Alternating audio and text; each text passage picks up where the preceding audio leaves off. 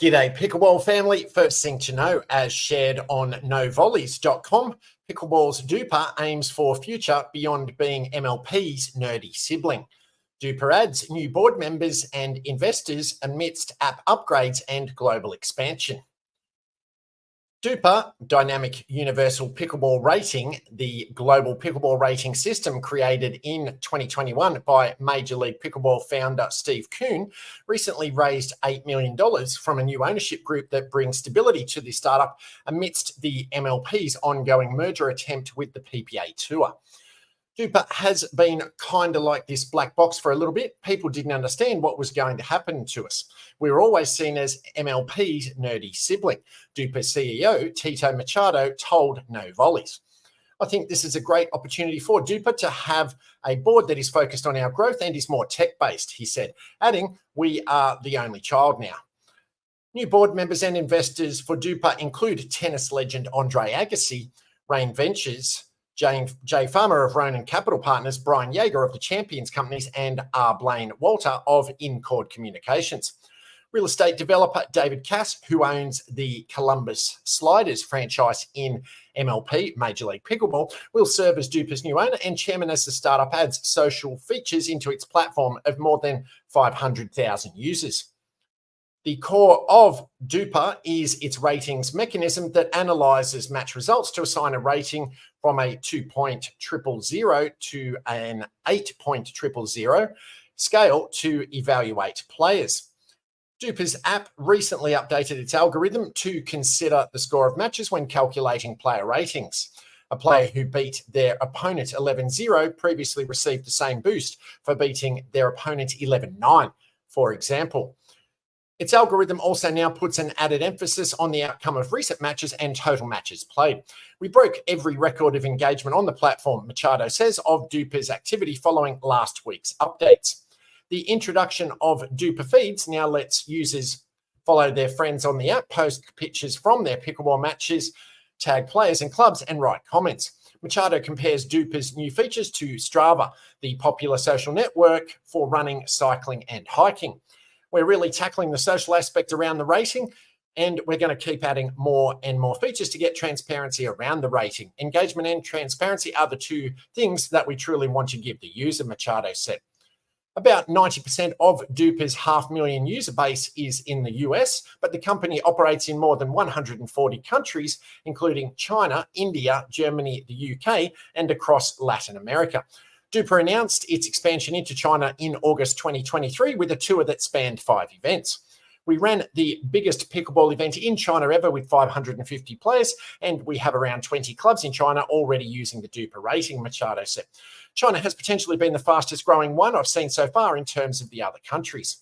China and its population of 1.4 billion people wants to lead the world in pickleball. Pickleball ambassador Seymour Rifkind recently told Front Office Sports. Rifkind said that China aims to have 10,000 courts and 100 million pickleball players in 5 years. Duper is very active in the US college pickleball scene space, having hosted 12 regional college events leading up to its collegiate national championship, which awarded more than $100,000 in scholarship money to student pickleballers. Nearly 500 players participated in the national championship, and about 130 club college programs use Duper's rating system. We call ourselves the NCAA of pickleball, Machado said. Some colleges, such as Utah Tech, are now offering pickleball scholarships to students who come to the school to play on its club pickleball team. When is pickleball going to be adopted as an NCAA sport? Honestly, I think that's a tough one, Machado said, because we see more and more sports being cut from the NCAA and with all the complications from Title IX. And if you've made it this far into the update, please be sure to dink that like button and rate and subscribe on the platform you're watching or listening to it on, so this and future episodes can be found by and shared with other fellow pickleballers. Second thing to know, as shared on pickleballunion.com, significant pickleball complexes planned for Alabama and Florida. 2 huge pickleball complexes are in the offing in Auburn, Alabama, and the Port of Pensacola, Florida. The city of Auburn for Alabama has green-lit a $2 million initiative to enhance Lake Wilmore Park, earmarking funds for the construction of 12 covered pickleball courts. Anne Bergman, speaking on behalf of Auburn Parks and Recreation, said, first and foremost, we're building them for our residents so they can enjoy pickleball. But secondly, that is another source of revenue for the city. Highlighting Auburn's past success in tennis, Bergman was optimistic about pickleball's potential to thrive within the community. Our residents are going to be thrilled they can play on these covered pickleball courts, not get rained out, basically year-round here in Auburn. Deirdre Hill, owner of Dink and Volley Pickleball Store, echoed this enthusiasm, confirming their commitment to the sport's growth. We're just excited about pickleball. It's so big in Opelika and Auburn, and we hope to be a part of it. We're here helping out the community and the sport. Situated behind Ogletree Elementary School, Lake Wilmore Park is set to offer a variety of amenities, including a community centre with a walking track, a workout room equipped with cardio and weights, and 2 pools, one for laps and the other for recreation. Phase 2 of the project will introduce 4 recreation fields, 4 practices, and 6 additional pickleball courts. Bergman elaborated on the expansion plans, stating we will add 6 courts to the Lake Wilmore project, which will give us a total of 18 covered courts. Meanwhile, in Florida, construction is set to commence on the pickleball courts at the Port of Pensacola. On Tuesday, Warehouse 4 Sports revealed plans for the inaugural phase of construction in partnership with the outdoor pickleball court company, Portside Pickle. According to a press release, the development team is converting a 1960s warehouse into a sports facility and is ready to kick off the initial phase of development.